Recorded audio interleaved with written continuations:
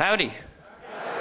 Good evening, ladies and gentlemen, and welcome to the annual Tawana Powell Lecture. Tonight we have a special treat for you, an economic forum featuring some of the country's leading experts and practitioners on the field of economics. Our panelists tonight include Dick Kovacevic, head of Wells Fargo Bank, Larry Lindsey, a former colleague of mine at the White House, but also a former member of the Federal Reserve.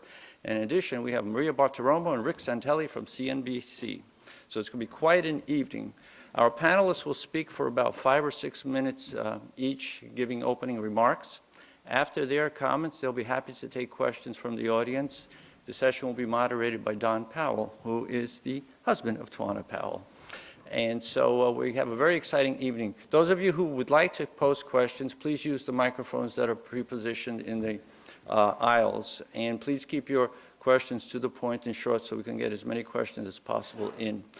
For your pleasure this evening, I would like to remind you that the museum is open and we have a very special exhibit that's on display at the museum. It's on space called To the Moon and Beyond. So we hope you take advantage. The museum will be open until approximately 8:30 tonight. So those of you who haven't had a chance to visit the museum exhibit at this time or the core exhibit at the museum, please do so after the program. And right now, it's my great pleasure to call upon that great moderator of the whole evening, our host, the 41st President of the United States. Ladies and gentlemen, join me in a warm welcome for President George Bush.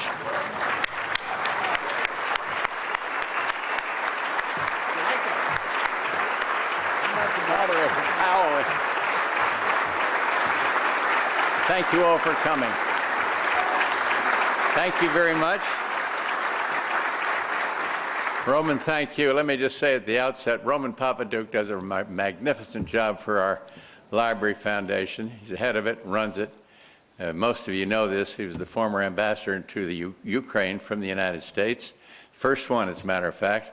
Things have been messed up ever since he's been there. Now, no, he did a wonderful job for us over there. I can't imagine anyone arguing that there's a more important current issue than the economy. Sometimes there's a lot of side chatter about like who shook whose hand over the weekend, how that woman with 8 babies is getting on, and of course what Lindsay Lohan did last week. Fascinating. I'll admit, like 25 million other Americans, to being quite taken last week with that woman in England, the big eyebrows, frumpy-looking woman with that magnificent voice. It was wonderful. But at the end of the day, what everyone is really talking about is what everyone cares about, and that's our economy. And let me say for the record that I believe strongly in our free market system. The economy will come back and be just fine. But please don't ask me about derivatives or subprime loans or any other such thing.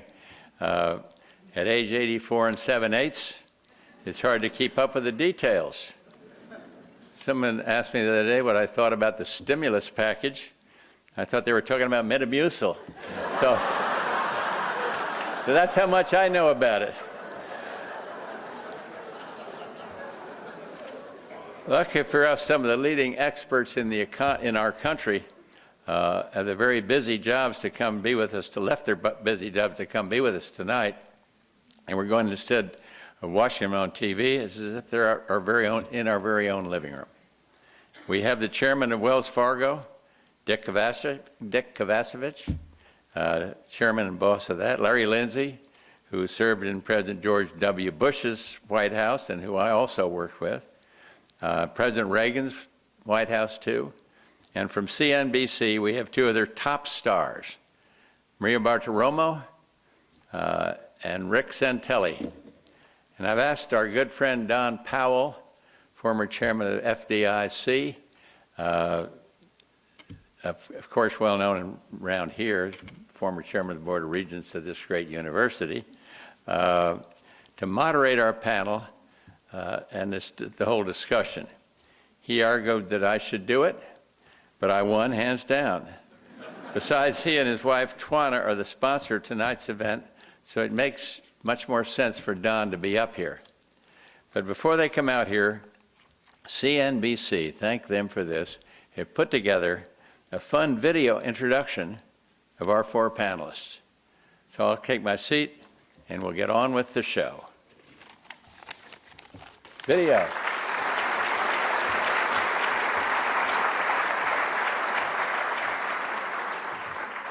American banking and capital markets assets were $1.75 A lot of billion. metrics in the credit markets today. Let's hit the highlights. Number one, we had the seventh Fed buyback, Assuming the of course. economy doesn't totally collapse, there's going to be a lot of money coming I was one into of the those house. people who supported the idea of a large stimulus. The administration used me as an example.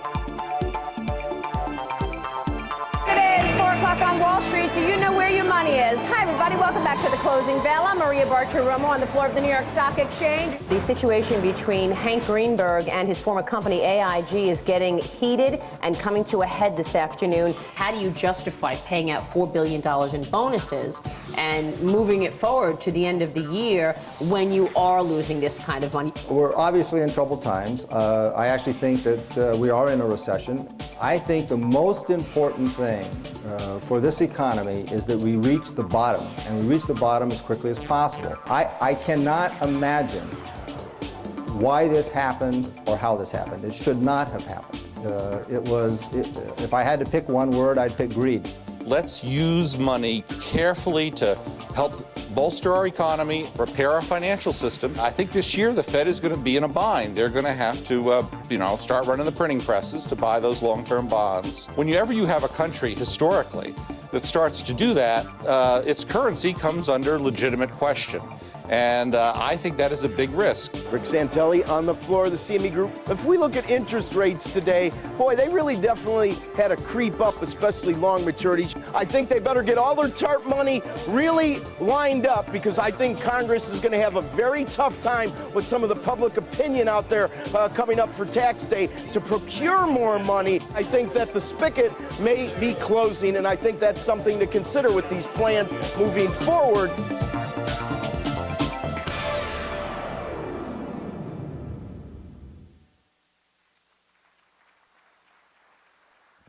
Ready?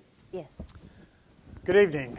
My name is Don Powell. I've been looking forward to this event for the last 30 days, really at the last 60 days. You're in for a very, very special treat. We've got some wonderful, wonderful guests here that will be able to answer, hopefully, some of the questions that you may be having about the economy. It occurred to me that America is and does go through defining moments in its life.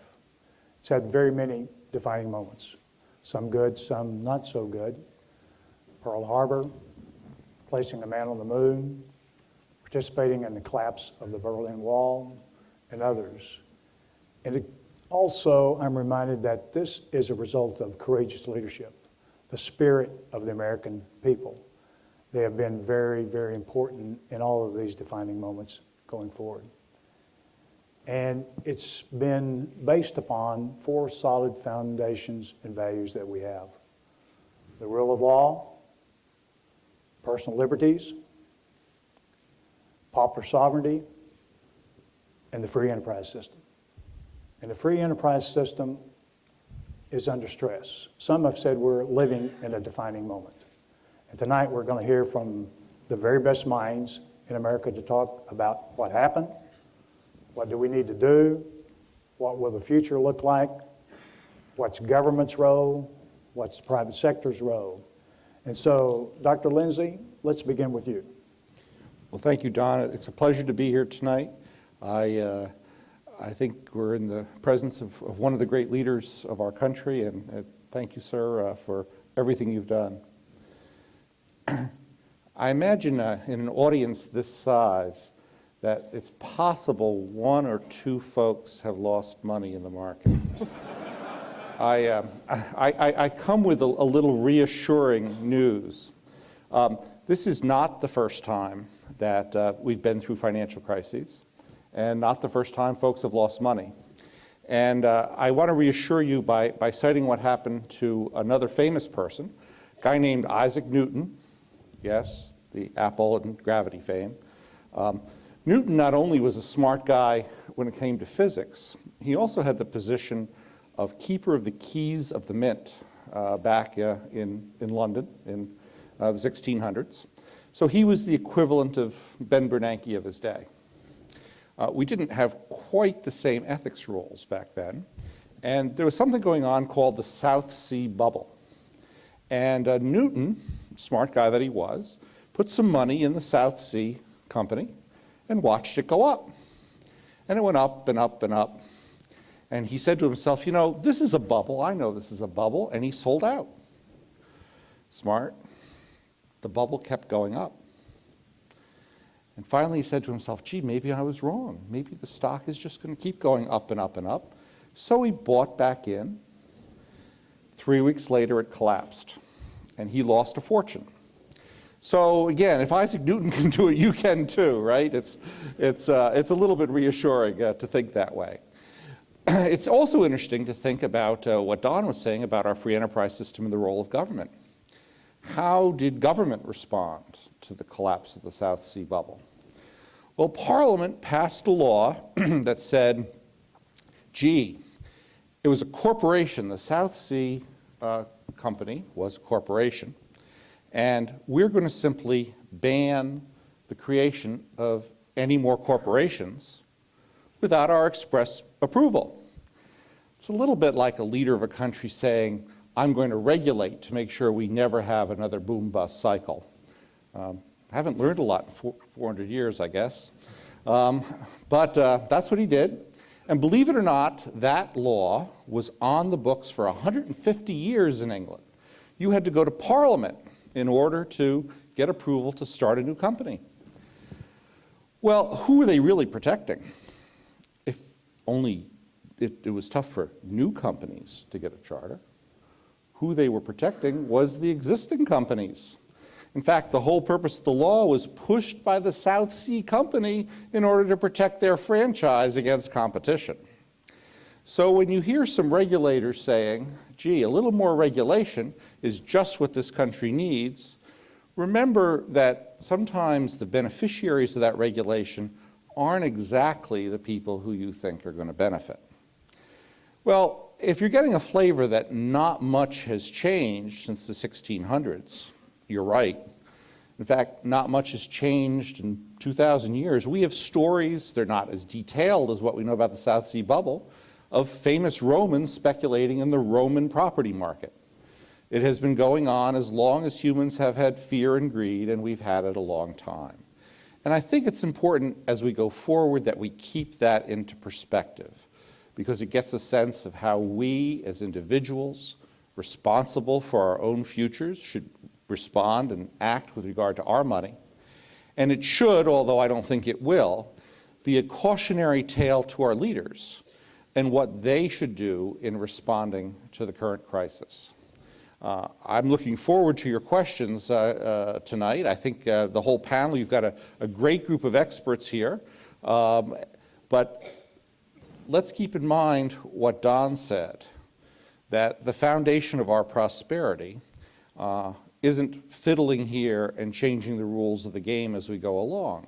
It's some fundamental principles. And those principles of economic liberty and the rule of law, of popular sovereignty, are really, and the free enterprise system, are really the key to having us pick ourselves up, dust ourselves off, and get on with the business of becoming prosperous again as a country. We don't need to remake our society. We need to remember those basic principles, because that is going to be the key to our future. Thank you, Don. Thank you, Dr. Lindsay.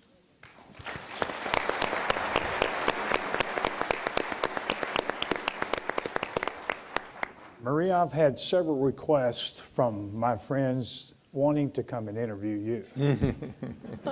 Oh, boy. Yeah, you're on. Thank you very much. I want to thank you, Don and Tawana, for having me, and I want to especially thank President Bush and Mrs. Bush for having me today, and all of you for being here. I thought I would make 4 points. The first point about the media, given I am one of the representatives of the media tonight. I think the media has done, the business media has done a good job in covering what has been a very, very difficult period for all of us. I think there is an enormous responsibility on the media to ensure that it is accurate and calm and balanced. And I can speak really about CNBC And I think that what I've tried to do is bring enough voices on the air and in the mix so that the public can make their own assessment about what is going on. But I stress that there is an enormous responsibility on the part of the media to make sure that it is not fanning the flames of panic and populism. Second point I would make is about the economy. And based on the fortunate position that I find myself in, to be able to talk to a lot of people, it appears things will get worse in terms of unemployment before they get better. I think that, and I assume Dick Kovacevic will say something similar, and that is the economy will be hard to recover without the banking system recovering. But the good news is that we understand where we are now. I think that things will get worse on the unemployment front. We have seen some glimmers of recovery, but that has largely been in the markets. And even though it is not a fundamental change in terms of the recovery, the markets performing better does do something positive for sentiment. My third point would be the government response has been certainly extraordinary. Whether it be injections of capital or the Fed keeping rates as low as they are. But again, I think there is an enormous risk in terms of fanning the flames, in terms of creating class warfare and fanning the flames of all business is bad, which is just flat out wrong. I think that there have been some mistakes made in terms of compensation, but the way I see it, corporate America and most leading executives are trying to do the right thing and are dealing with a very, very tough economic environment. My final point, I would say, is America is a resilient country, I think we'll all agree, and an innovative country. And we will get through this. And we will get out of this and thrive again. But the decisions made on a government level and on an individual level in the coming months and year will be critical in terms of when we get out of this.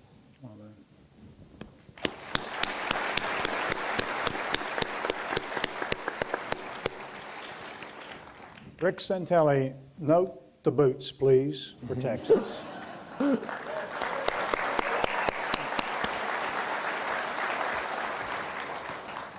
Well, thank you, Don Carroll, and thank you, President Bush and Barbara Bush. It's funny, I've only been in Texas 3 times in my entire life, but in 1983 when I got married, I also had a pair of cowboy boots on. So I think I have a natural affinity for what makes a Texan a Texan.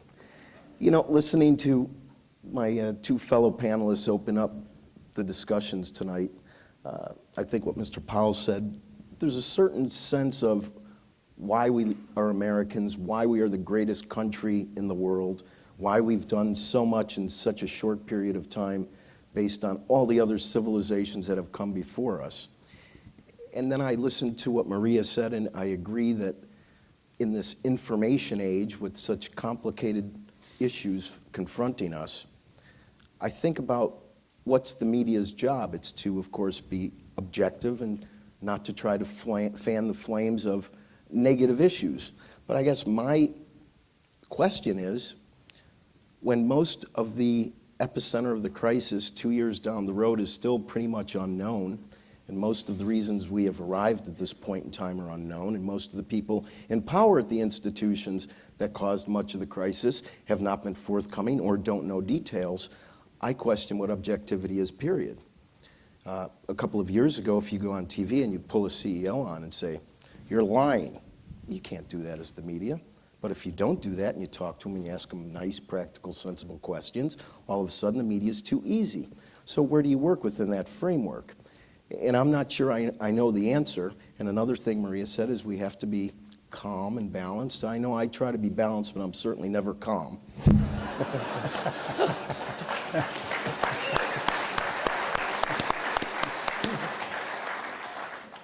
I know we are going to come out of this as an even stronger country, but I think that our leaders in every party, anybody who watches me on CNBC, you know, to me, left, center, right, there's been mistakes made. Let's get this fixed.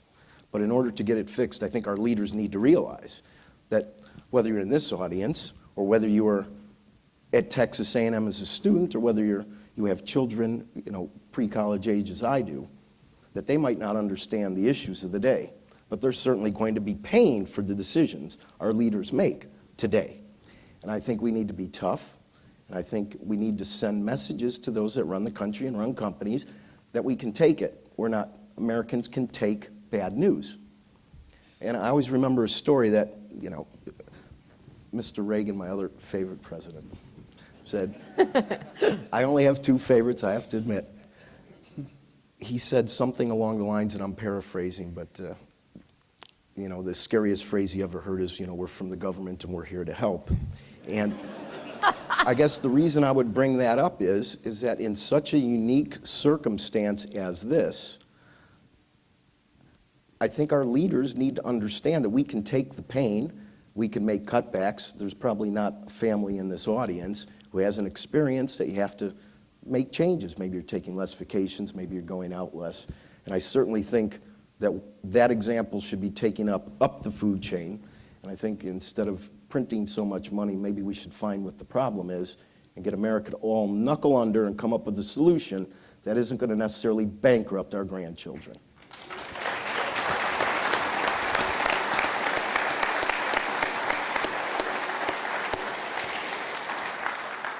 One of my heroes, Dick, you're on. Thank you.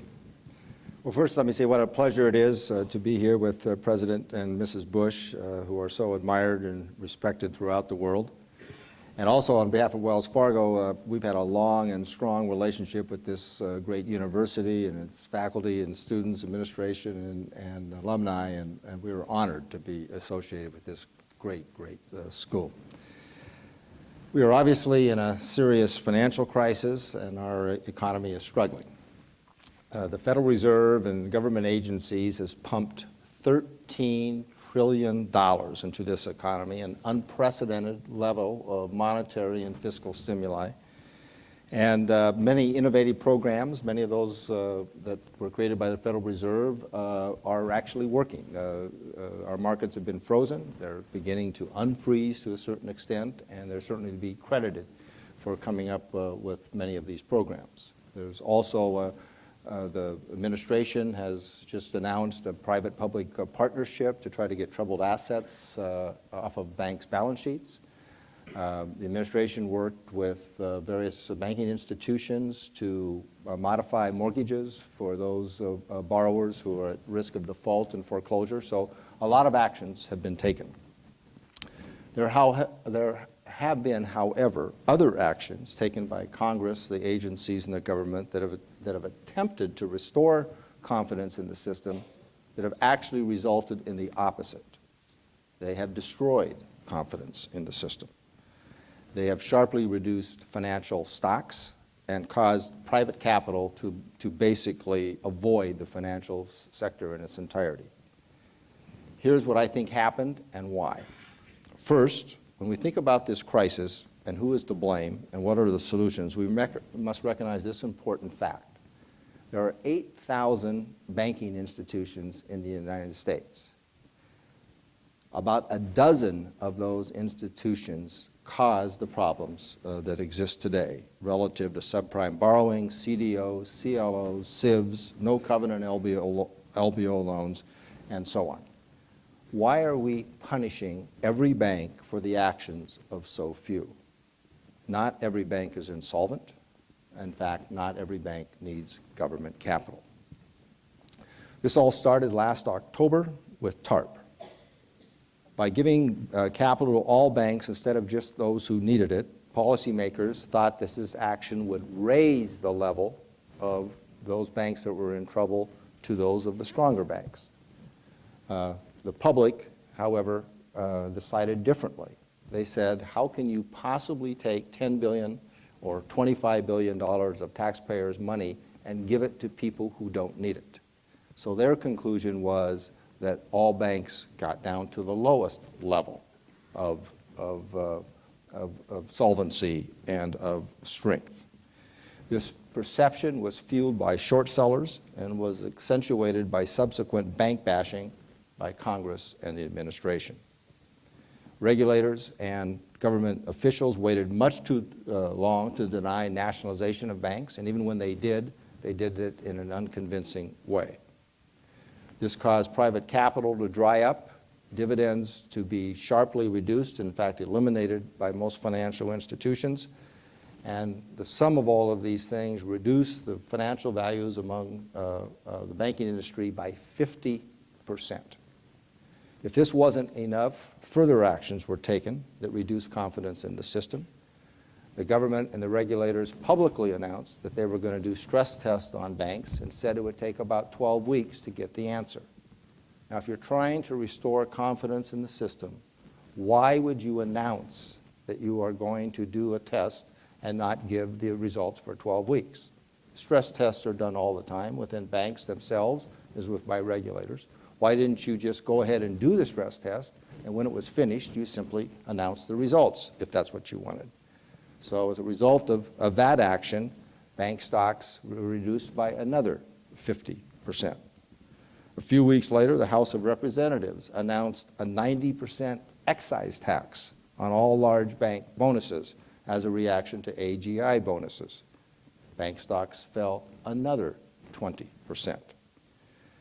And then we have the situation where Congress is stating clearly to administration and regulators that there is no money available for banks. In fact, you'll be punished if you accept any more, if any banks accept capital.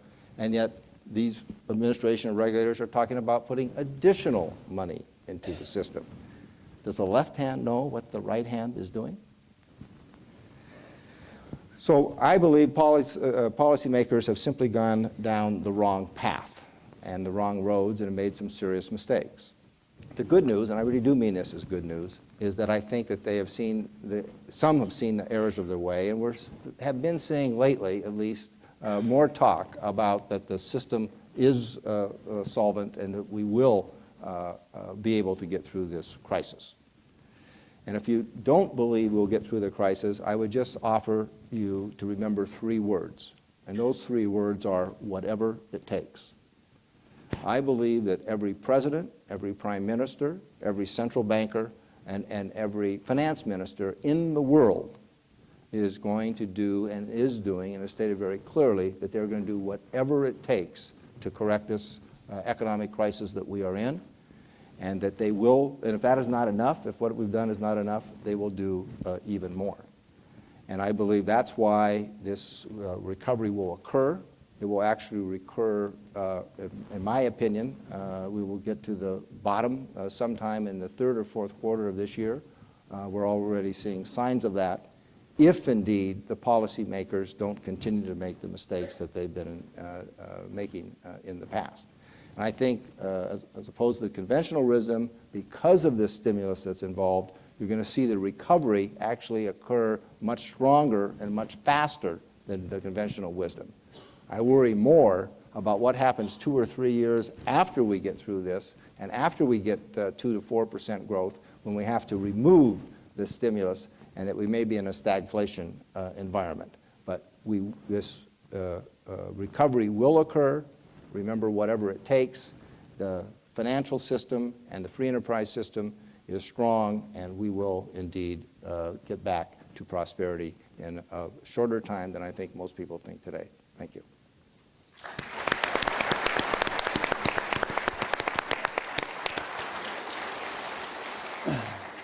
Surely some of these comments have motivated you, Rick, to challenge some of our panelists, our Maria, Larry.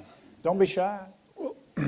Why don't I'm always a controversial guy. Why don't I ask Dick about this?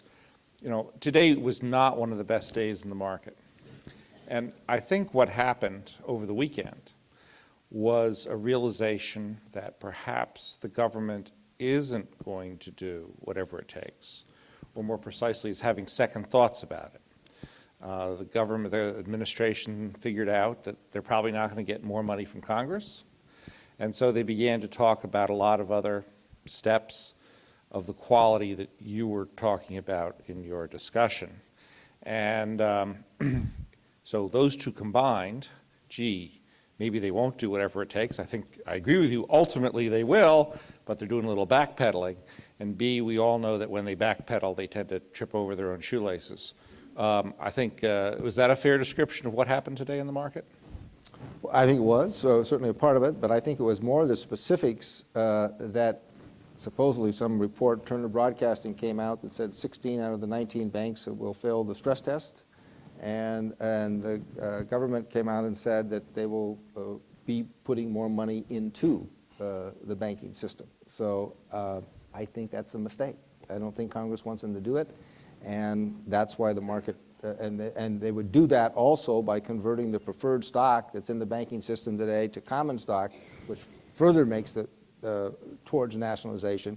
So I think those were much more the reason why the market went down today. Particularly, it was the financial stocks got hit very significantly, and all the things I just mentioned were really related to the financial area more than the general stock market. The So I same think that's what Congress hurt. that, of course, voted for all this to begin with, all the money. Pardon me? The same Congress we're talking that voted for a lot of money to be spent, and I think when you said Congress may not be able to pull the purse strings anymore, I agree, but I guess the differentiation is what exactly has changed? Why won't Congress do this? And I think that's what I find the most fascinating. I think because they're getting a whole lot of feedback about it. I don't think anything intrinsically went off in any of Congress's mission statement to change it, but in general, I think you nailed it. We'll do whatever it takes. And just like Ronnie Reagan, when I hear the government say we're going to do whatever it takes, I break out into a cold sweat. Not because their heart's not in the right place. I think that Maria and I were talking about Mr. Paulson, and has taken a lot of flack about how he's handled some of the early stages of this crisis. And I don't take issue with any individual. I guess the part of the discussion I think really needs to be dwelled on is the motivation that we've used to try to spend so much money, the fear of the system going down, and we need to take a step back. And I think if I was to tell the audience, and I think some of the panelists, I'd like to hear their opinions on this, I think the best way to really have a long-term healing is to, at some point, just have no more government involvement and let the programs currently working or not working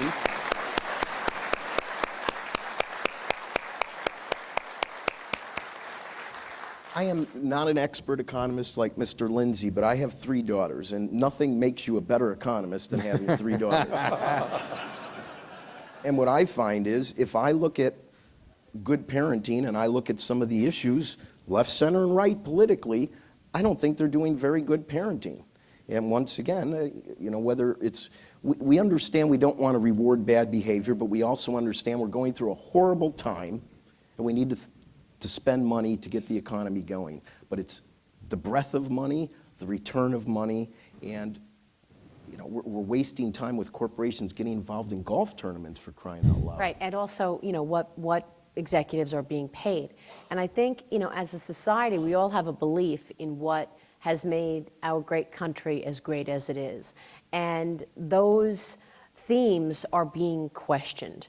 I think that people believe in bankruptcy and believe that in bankruptcy there's a process that companies go through to either get out of bankruptcy and start anew and get stronger again or not. And I think the public is really frustrated with the idea that we don't see an end. I would have liked to hear, look, we have a fund to buy these so-called bad assets. We will do that for a 6-month period, but then we're closed. So that people feel like there's an end in sight for the bailouts, for the money going into some of these institutions, and that goes beyond the banks, the autos. But Maria, how does that square to all of you with the systemic risk? I mean, we've all saw what happened with Lehman Brothers. Is systemic risk overrated? Or is it too big to fail overrated? Well, if a government allows institutions to form that are too big to fail, then they're making a mistake, because they're the ones that ultimately have to come in and back them up. And we have antitrust laws and everything else that could have stopped us from getting there.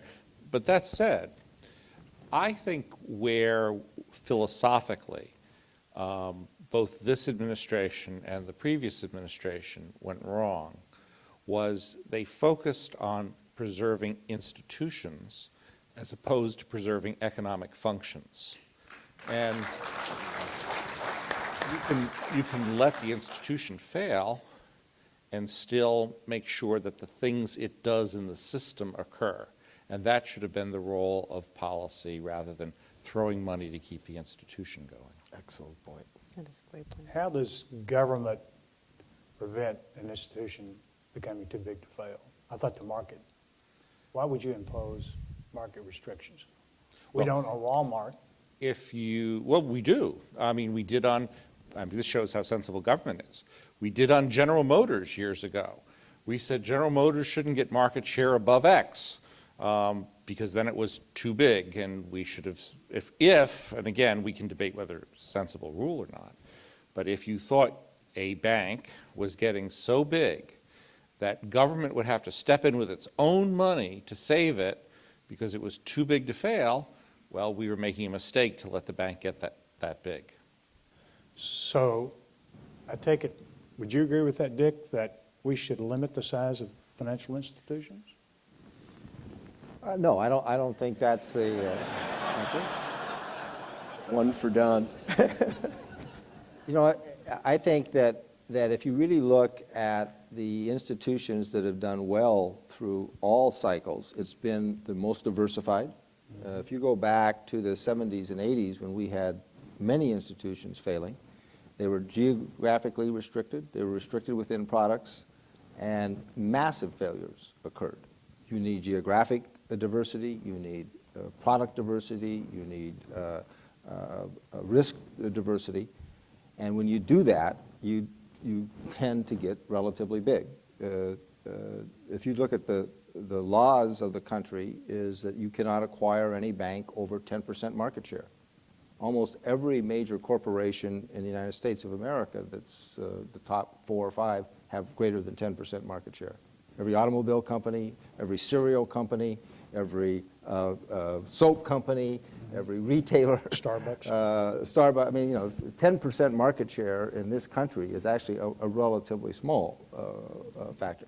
What you have to do is ensure that institutions that indeed have the influence that financial institutions have behave in a responsible fashion.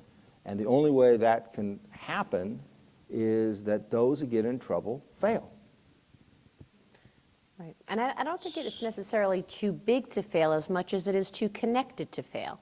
And I think what it appears what got us into this is the financial engineering and the innovation as opposed to the market share.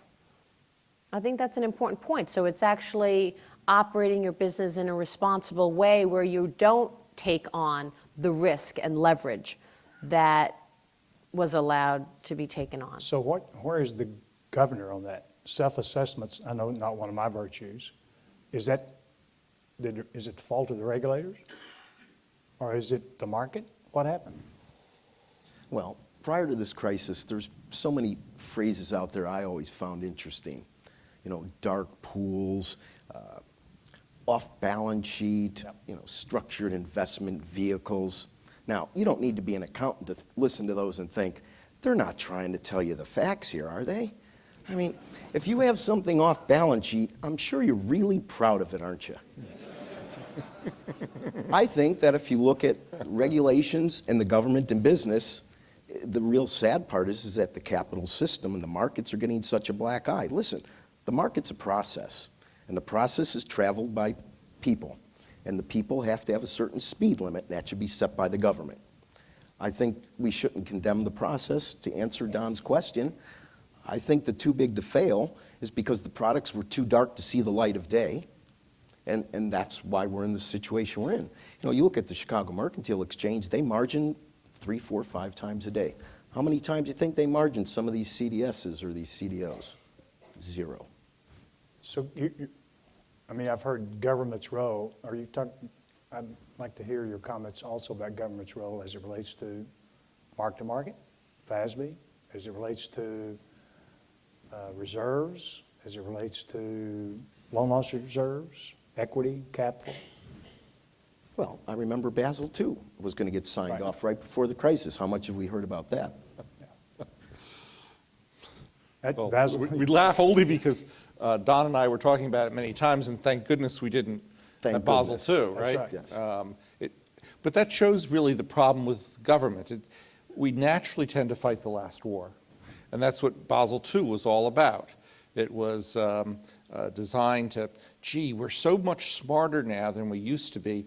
We can figure out that this is a risky asset and that's a less risky asset, so we need less capital against one than the other, and let's codify this into law. The better thing to do is to have, you can do that as well, but you should have a basic rule saying this is the amount of capital you need for your balance sheet. And I don't care what's on your balance sheet, but you need this amount. And that's where we fell down. would you agree with that, Dick, about a minimum regulatory capital higher than what it is today? Absolutely. I was violently opposed to Basel II and said that I don't care what our minimum capital is, we will have more capital than that because we want our institution to be safe and sound. Let me tell you how wrong Basel II was. In part of your credit process, the Basel II required you, instead of using your own risk rating, that you use the credit agency's risk rating of your loans. And that's what got us into the mess with subprime borrowing. So in order to have transparency, which is another word that people like, that's the reason they said you couldn't use your own risk rating, you had to use the credit agency's risk rating. And I just tell you, there are very few of the credit ratings that we look at that we would agree with in terms of our own analysis of credit. And Basel II was requiring you to do that. And then there was this feeling that if you did that, we could all feel very comfortable with the capital levels. Part of it was originated because of the competition with international banks. We could not compete with international banks, and so that was driving the policy. But it was going to bring capital levels down. Absolutely. And I think I'm a capital I said we don't want lower capital levels. Don't force us to do Basel II, and we'll keep 3 percentage points higher capital because we thought it was better for our institution. Don't hit me about this next comment, but Maria, are these top-tiered banks, the top 19, de facto nationalized? Well, yeah, they are. You know, I think that there's a feeling out there about which banks are the healthy banks or healthier than the rest. I think that that investors have put faith in a handful of the top-tier banks. But for the most part, people are feeling that the government is in charge. And there has been a real power shift. And decisions are being made in Washington. And this is something that is incredibly concerning. You know, one issue that I've recognized is on capital, because and the rules are being changed. So while the government is saying, look, we need you to lend to get credit flowing again, because we need credit flowing in order for the economy to recover, on the other hand, they're saying, we need you to raise capital levels. Now, why would a bank lend if it needs to have its capital at a higher level? You're going to hoard your cash like anyone else would do. So, yeah, it appears that many of the banks, I don't want to say all of the banks, but many of the banks, large banks, Citigroup, is already nationalized. Now, Maria, you're in New York, so you can be candid. The Washington diplomatic answer to the question was, yes, they're all nationalized except for Wells Fargo. Right? But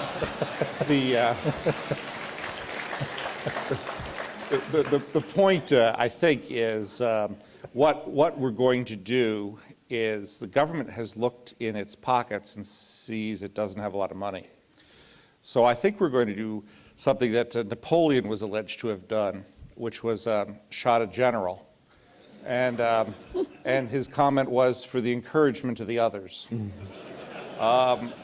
I have a hunch that what we're going to see in the next few weeks is the stress tests are going to come in. The teachers who have been, by the way, monitoring these banks all along are the ones doing the grading. They're going to look down their list, see which ones they can afford to shoot, and shoot them, and then come out and say, well, the others are encouraged. and the rest of us should all assume that things are going to be fine going forward. I actually think that's what's going on now, and it's an interesting psychological idea, it's an interesting political idea. I'm not sure the economic substance has changed. Fast forward, Rick, what will the financial services industry look like 10 years from now, and how will it be regulated, and do we really need a systemic regulator? I don't think we need any more regulators. I think we have plenty of regulations and plenty of regulators. We just don't enforce the ones that are important, or we look the other way. And you could go back to the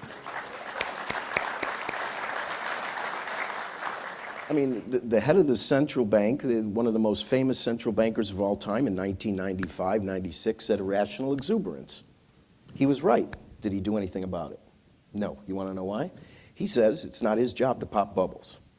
I don't think we need more regulations. I think we need some meetings about common sense.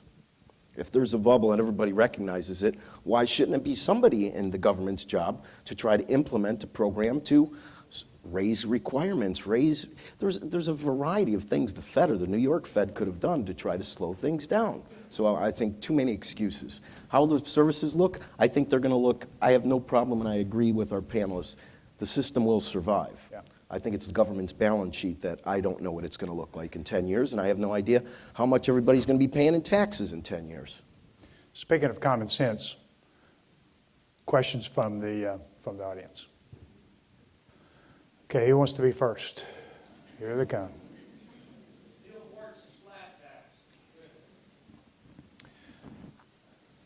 Let's let my friend over on the right, if you would identify yourself, please, sir.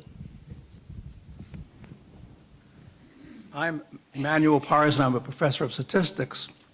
I have questions about the role of regulation. If an organization is too big to fail, it means it's too big to manage, and there ought to be laws about that in terms of the idea of antitrust and so on. I think that companies that should not be mixing businesses. If AIG is in the insurance business, it shouldn't have a financial products division. If GE is making aircraft engines, it shouldn't have a financial products division. I think there ought to be two kinds of banks, boring banks and exotic banks. Now, in the 1970s, all this began in California. Friends of mine who were in business, the Bank of America, used to be able to talk to a local businessman and give him a loan. But then they got into the business of recycling oil money to third world countries. And the local businessmen found that they weren't interested, they didn't know how to deal with him. So I think the process of the boring banks started in 1970, they all became exotic, and that's why I think the solution to the two issues. Financial products should not be a business mixed with other businesses, and there ought to be boring banks and exotic banks. And your question, please. As to what the reaction of the panelists, especially the Wells Fargo man, about the idea of boring banks. Boring banks. Why not have a boring bank? In other words, these people who are leaving the banks because they don't like the salaries capped to go to the boutique banks. Great. Let's have boutique exotic banks, and let's have boring big banks. Well, since we've been often described as boring, I guess I'll take that as a compliment. I think, again, I think we're forgetting that as if this is the first time we've had a banking crisis or an economic crisis. I'll go back, and I can certainly remind everyone in Texas what the 1990s and early 1980s was. We basically had boring banks back there. You couldn't branch. You couldn't even branch in Texas. You were restricted in geography. You were restricted in the products you had. The FDIC told you what you could pay on savings. It doesn't get more boring than that. And it failed. It failed for the population who wasn't getting a fair return on their savings accounts. You had disintermediation, if you remember. When interest rates rose, there was no mortgage money available. The system doesn't work that way. There isn't an oversimplification. This can be managed. We're big, but only because we are in every community, small, large, rural, across the country. The people here in Bryan and College Station run our business. We can give them capital, technology, make it more efficient, because we can share a lot of the services. They're running our business just like every independent community bank. But I would say that there is greater risk in the restrictions on a community bank relative to geographic diversity and product diversity than a well-run large bank who just happens to be in a lot of communities across the country. And most of the recessions don't occur nationally, they occur in regional basis. It gets back to management and doing the right thing. It's not about big or large or exotic or boring, in my opinion. Yes, sir. Howdy, I just want to welcome you all to Texas A&M. It's great to have you all here. My question basically is just what you think of the statement that we've kind of forgotten the idea of what a recession is. A recession is basically a correction. It's meant to correct an imbalance in the economy. And I wonder if all this government intervention, I keep hearing about getting lending going and getting liquidity and everything, and that seems like basically what got us into the whole mess in the first place was too much lending and too much lending like that. So if there's a correction that's supposed to happen, and the correction is we're supposed to stop the lending and get everything back to being sane, and I wonder what y'all think of that. Why we're trying to engineer a recovery when maybe a recovery isn't supposed to happen yet. You should send that into Washington. I think you get an A+. Well, among the list of people and groups who deserve some criticism, it's the economics profession. And since I'm here, I'll carry that burden. Let me describe slightly differently what you just said. We economists, until 2007, were very proud of ourselves. We had 25 years of virtually uninterrupted growth, very, very minor recessions, a quarter or two was down just a little bit, and no fundamental correction. And what this has taught us, by the way, we're so proud of ourselves, we made up a word for it, we call it the Great Moderation, because we calmed everything down. Of course, that's the calm before the storm. What happened, because things went so well for so long, is people began to think things will go well forever. And if things are going to go well forever, we can take more risk because there's no downside, there's only upside. And so over the time of this 25 years, we pushed the envelope and pushed the envelope and pushed the envelope until we got debt to GDP ratios and whatever metric you want to use up to levels we had never seen before and no other society had ever seen before. And so what we have to recognize is that as human beings, we will push the envelope until we think we're about to fall off the edge. And if we pretend that we've got a parachute after we drop off, we are going to push it still more. And that's where we went wrong. We're probably better off having less intervention, less moderation, shorter business cycles with a milder recession to cause the correction. I think your point is well taken, and when the profession finally picks itself up and figures out what just happened, I think that's where we're going to go. We need the self-regulation of the business cycle. Can I just add one thing, Sure. Don? You know, I also want to be careful about saying that everything is just going to take care of itself and there should be no, credit moving. I mean, credit has been stripped out of this economy in 5 quarters. It has been extraordinary. And make no mistake, an economy cannot operate without credit. So while we talk about debt being very bad, and it is when it's excessive, I think we also need to recognize people need to borrow. Individuals need to borrow, companies need to borrow to make payroll in some cases so that the economy can go round and round. So yes, we pushed it over the top as a society, but we need credit to flow again. Thank you. Yes, sir. Howdy. Thank you all for coming. I've really enjoyed the discussion so far. and I look forward to more. My question is very pragmatic, I guess. As a graduating senior who's going to start earning paychecks soon, I'd like to ask on behalf of all of us, where can we start investing our money that's safe? In these turbulent times, is the stock market a good place to invest in, or perhaps should we keep our money in Wells Fargo saving accounts or CDs? Watch CNBC. Why don't you take that one, Maria? Well, I'm not a financial planner and I don't claim to be one. I have opinions about this, and my opinion is to invest and save wisely for the long term. I think that you want to invest, and I'll do it in a simple way, the way that I would tell my sister or my mom, in 3 buckets. The first bucket is a simple savings account or a CD where you have liquidity, so if life throws you a curveball, you know that you have money there. You're not going to get a great interest rate, but you know you've got money in that bucket. The second bucket is a retirement account, which I believe is critical, and if you're not getting a 401k at work, you need to open up an IRA. And I do believe the third bucket is the stock market. And I think that over the long term, you do want to have your assets in the stock market. The way you do that is dictated by a lot of things: your age, your risk tolerance, when you need the money. But I do believe that you need to have some money in the stock market. So I think that as far as investing and saving, I think that you do it in a balanced, diversified way. I'm not a stock picker. You need to, if you don't have a comfort feeling in terms of picking stocks, you can do it in a broad and a diversified way. But, I think that there are a lot of values right now to be had in the market, and you want to be diversified across various asset classes. But again, I'm not a stock picker, and I would never claim to be one. But Dick?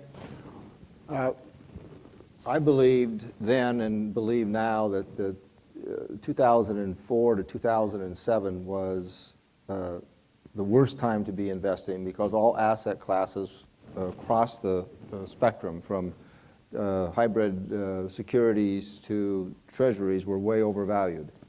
I think if you have a 10-year time horizon, this is about the best time that I have ever seen to be investing in the United States of America and asset classes across the board. Diversification is the key.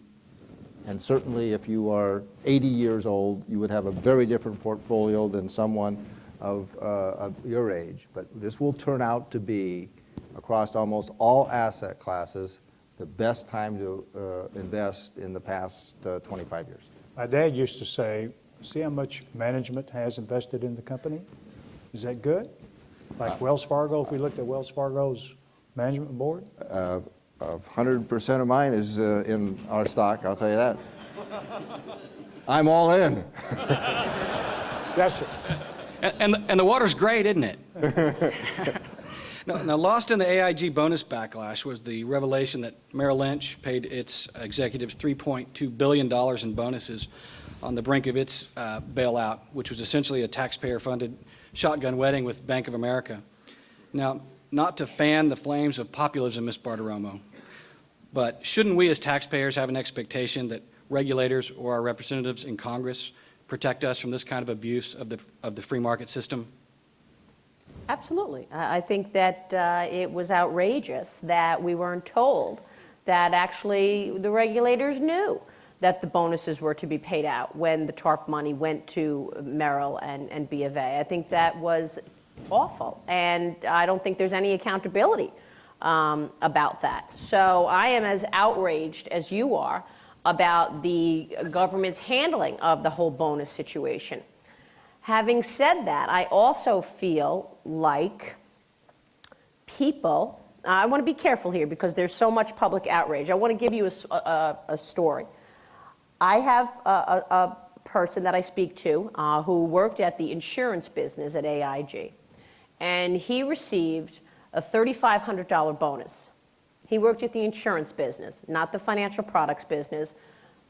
By all accounts, he did a good job. He got a $3,500 bonus. He has 3 girls, young girls, and lives in Connecticut. Every night, he has a camera crew outside his house.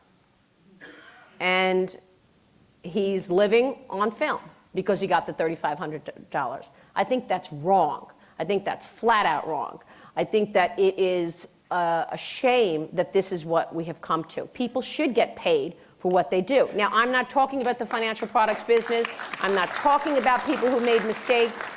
But I do think we have to have some balance. The situation that you're talking about is specific to Merrill Lynch and specific to the bonuses that we learned about later. Regulators knew it. They never said it. As far as AIG, they knew that money was going to be paid out to AIG employees, and the money went to AIG anyway. I have nothing to say about that other than that is just awful, and I feel that there should be more accountability for some of the people running things in Washington. Yes, sir. Howdy. Karan Dupani from the Mays Business School. Mr. Rich, you said that in this day of gloom and doom, you are very optimistic about the fast recovery, which is great to hear. But as you also said that you're worried about what is going to come 3 years from now. And as I see it, a lot of this bailout is being funded by financing, which is being sourced externally by the Fed by issuing the Treasury bonds. So 3 years from now, how do you see this affecting how U.S. conducts its economic and commerce policies, both internally and externally around the world?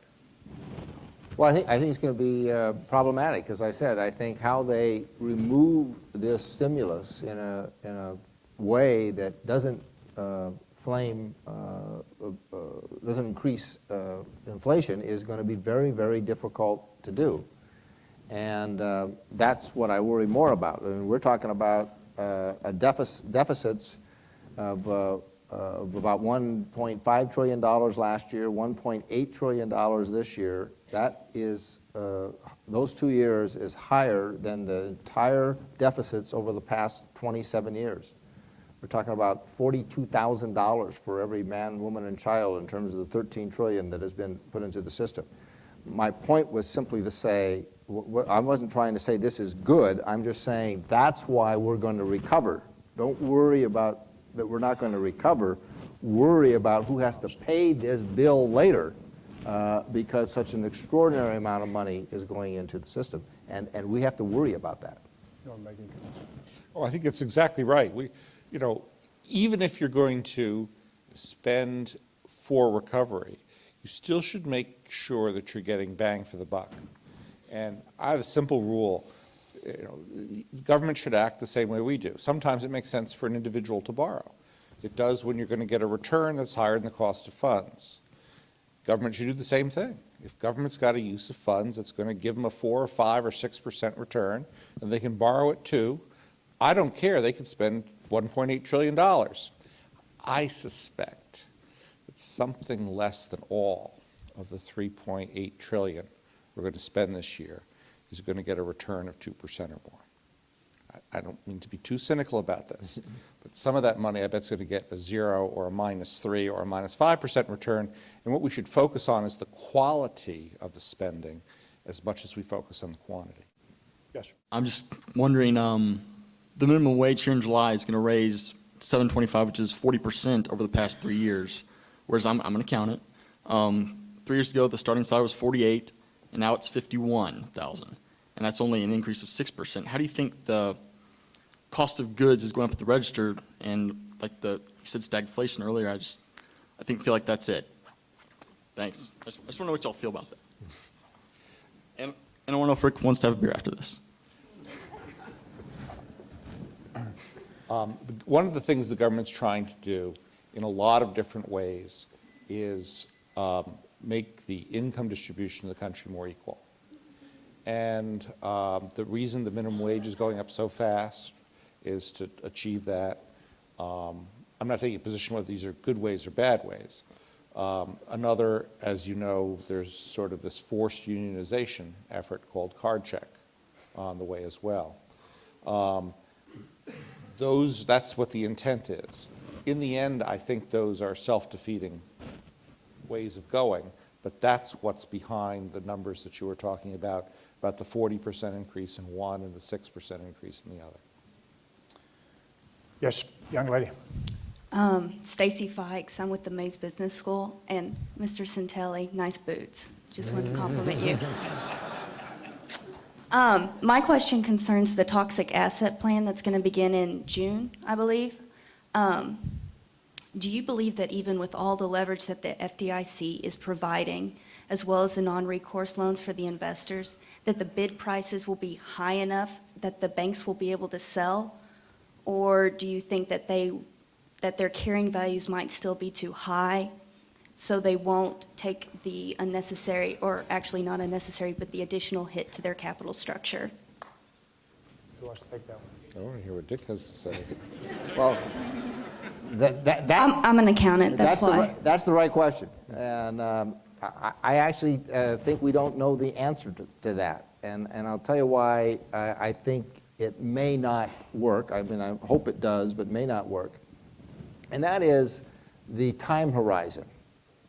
If you look at the investors that they are bringing on board, my guess is that their time horizon and their minimum rates of return are the minimum rates of return are much higher, and the time horizon is much lower than the banks who have these assets.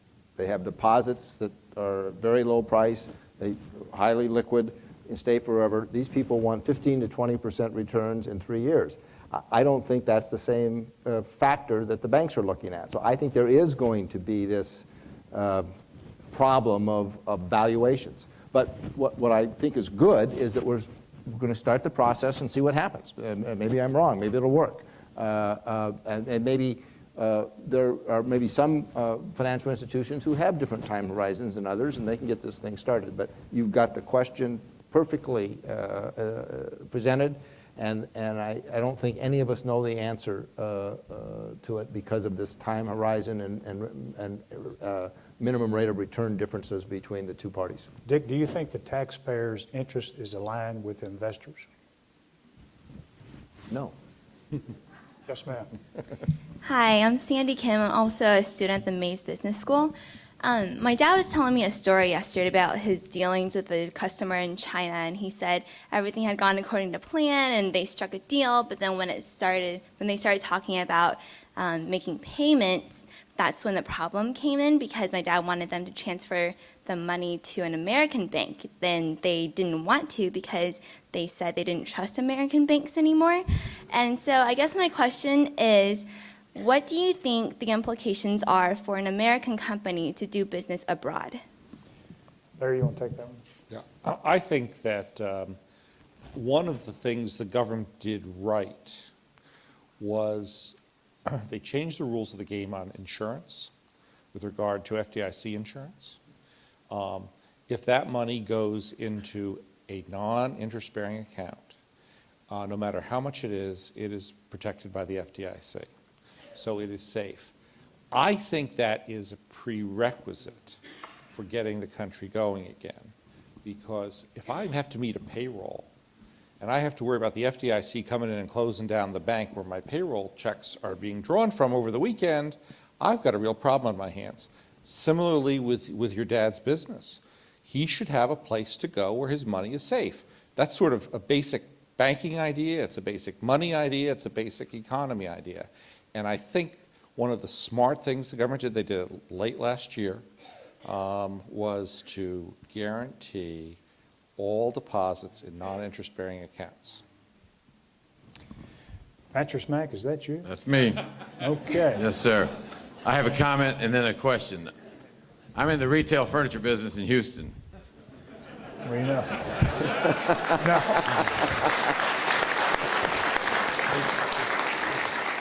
And, you know, with the credit meltdown, we were really worried about getting our customers financed, and didn't know what was going to happen with that, because if our customers can't get financed, our sales would go down to 50% off.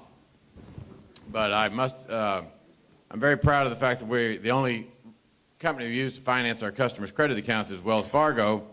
And Wells Fargo, because they are a boring, great bank, has never missed a beat, and our sales are up 10 or 15%. So thank you, Wells Fargo. Wow. Keep talking. Do you have any other questions or comments? here's my question. I spoke in the Woodlands last Wednesday at the Tea Party. There were 7,000 people there. And I'd like to ask Rick and the panelists, what do you think the Tea Party and those type of things effect are going to have on the politicians thinking about keeping raising the taxes? Rick? I think anytime the public gets involved, to the extent that I've seen, and we could debate how these things were organized or why they started or why they've gotten so big. But I think as an American, Americans sending ideas back to Washington sounds like a pretty good idea. And I think, are they working? What message does it send? I think the common theme on the stage this morning, or I'm sorry, this evening, is that Congress is going to have a much tougher time procuring funds down the road. So I think that would be the answer. And I think everybody has a responsibility to send a message. I think that's very American. I think it's great. And I think trying to label people as pluralists, as activists, left, center, and right, at the end of the day, I think we're all Americans, and we want to make sure that our opinions are being heard and that we have a voice in how the money's being spent. And I think Congress is listening. I think it's already made a bit of a difference. Our next to last question. Yes, sir. This goes out to Dr. Lindsay. I don't want to get your last name, but Rick, you mentioned changes about the consumer behavior. Now, velocity, that's the life of a dollar, from the butcher to the baker to the candlestick maker. How has this changed in light of the financial crisis, and how can we get people spending again, and are there success stories around the nation and the world to get this economy back where it belongs?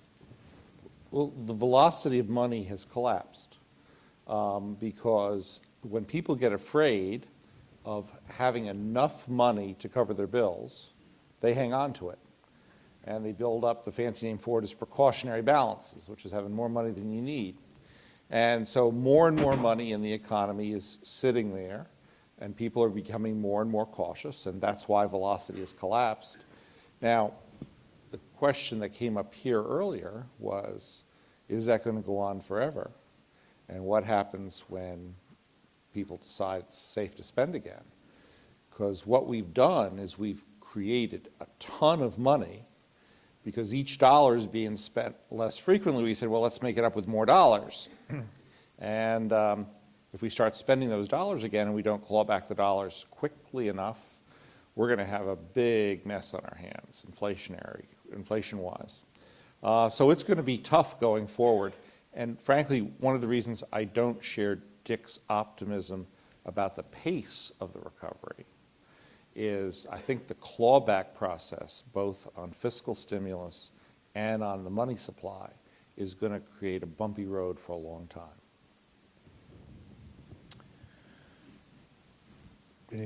Yes, sir.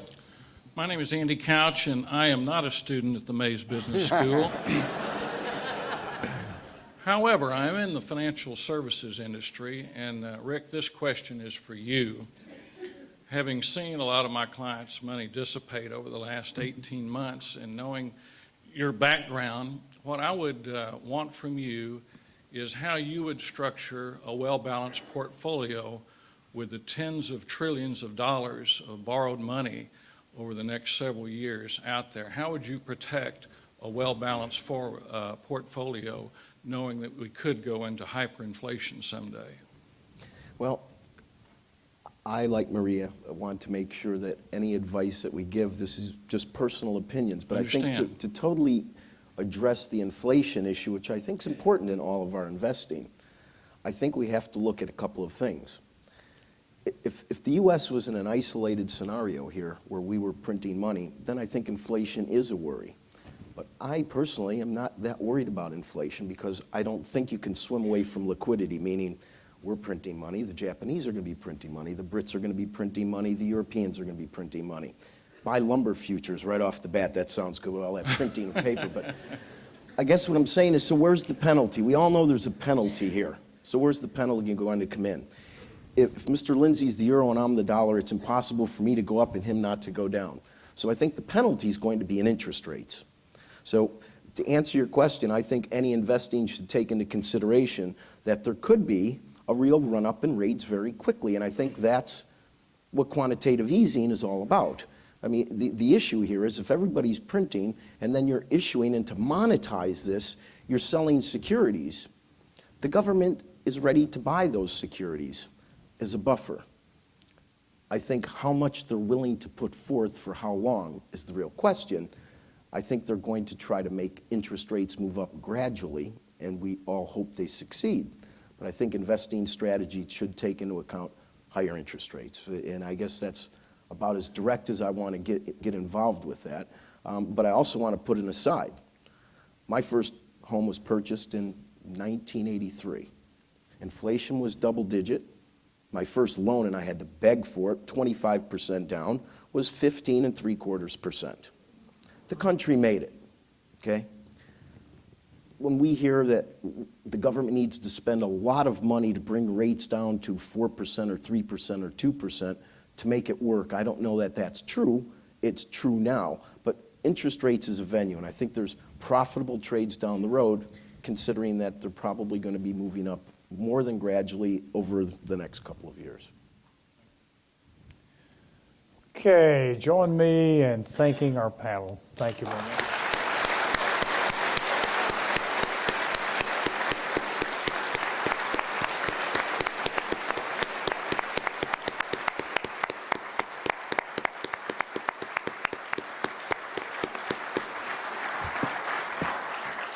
Ladies and gentlemen, that concludes our program for tonight. I'd like to thank Don and the other panelists for their wonderful presentations and for being with us here tonight.